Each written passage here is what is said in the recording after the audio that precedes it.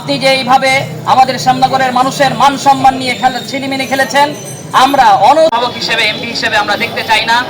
আপনি জানবেন, আপনাকে আপনার দলও এই আসনের এমপি হিসেবে, আপনি শুধু নিজের দুর্নাম করেছেন তেমনটা নয়, আপনি একটি দলের দুর্নাম করেছেন। হুজুরদেরকে আপনি শ্যামনগরের সাধারণ ওলামায়ে কেরাম, সাধারণ মানুষ, আমরা যতটুকু জেনেছি আমাদের আসনের সংসদ সদস্য জনাব গাজী নজরুল ইসলাম সাহেব, ওনার বিরুদ্ধে যে সমস্ত অভিযোগ প্রমাণিত হয়েছে উনি নিজেও এগুলো স্বীকার করেছেন। দল থেকে ওনাকে এই অভিযোগের প্রেক্ষিতে বহিষ্কার করা হয়েছে। এখন আমাদের সাধারণ মানুষের দাবি হলো, উনি যেহেতু দাড়ি টুপিওয়ালা ছিলেন, ওনার সাথে এই কাজটা মানায় না। অন্যান্য দলের সাধারণ কর্মী সমর্থক যারা আছে তারা বিভিন্ন দোষে দোষিত, কিন্তু এটা সারা দেশব্যাপী আলোচিত হয় না। উনি দাড়ি টুপি হওয়ার কারণে, ওনার সাদা কাপড়ে বেশি ময়লা লাগার কারণে শুধু উনি নয়, সারা বাংলাদেশের সমস্ত ওলামায়ে কেরামের মানহানি হয়েছে।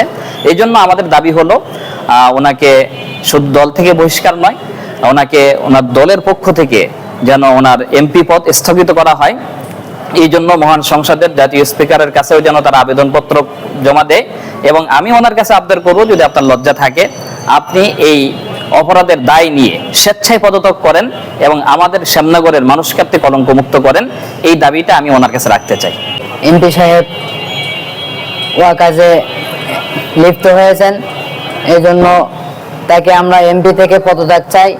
সে একটা দাড়িওয়ালা এবং সুন্নাত মেনে চলে, ইসলামিক দলের এমপি হয়ে সে কাজ কিভাবে করতে পারলো? সে এই কাজের জন্য তার দল থেকে বহিষ্কার করে দিয়েছেন।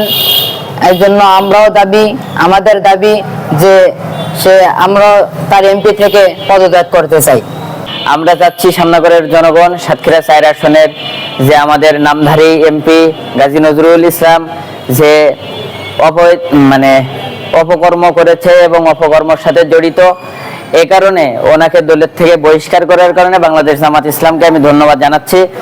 সেই সাথে সাথে আমরা শ্যামনগরের সর্বস্তরের মানুষ এবং ওলামা ইকরাম সহকারে সবাই নীতি নৈতিকতা চাই এবং সৎ মানুষের শাসন চাই।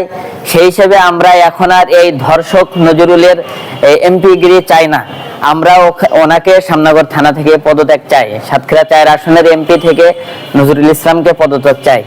এবং আমার দাবি, সম্মানিত এলাকাবাসী, বর্তমান সিসি ক্যামেরা আছে বিধায় আমাদের কুখ্যাত এমপি নজরুল ইসলামের একাধিক ভিডিও ভাইরাল হচ্ছে, বাইর হচ্ছে। আমার লক্ষ লক্ষ মা বোনদের ইজ্জত হরণ করেছিল, তাহলে এই বুড়া নজরুলের হাজার হাজার ভিডিও বাইর হতো। এ কারণে আমরা এমন চরিত্রহীন লম্পট ব্যক্তিকে আর এমপি হিসেবে চাই না। আমরা ওনাকে বরখাস্ত চাই, ওনাকে বহিষ্কার চাই।